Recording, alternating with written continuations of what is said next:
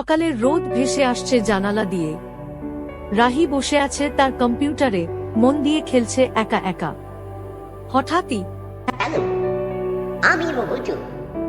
আমি এক নতুন বন্ধুর খোঁজে এসেছি। তুমি কি বন্ধু হবে আমার? রাহি চমকে গেল। স্ক্রিনের ভিতর থেকে একটা রোগ কথা বলছে। তুমি বন্ধু চাও? আগে একটা ধাঁধা বলে দেখি। বলো বলো। আমি ধাঁধা ভালোবাসি। সকালে হাঁটে 4 পায়ে, বিকেলে 2 পায়ে, আর রাতে 3 পায়ে। কে সে? এই তো মানুষ। ছোটবেলায় হামাগুড়ি দেয়, বড় হলে হাঁটি, আর বুড়ো বয়সে লাঠি নেয়। দুর্দান্ত! তুমি এখন আমার সেরা বন্ধু, সেঞ্চা। তারপর শুরু হলো নতুন বন্ধুত্বের গল্প। টুনটুন আর রোবটু মিলে খেলতে লাগলো, গান গাইলো, আর হেসে হেসে ভরিয়ে দিল পুরো ঘরটা। বন্ধুত্ব সব সময় মজার হয় যদি তা হয় মন থেকে।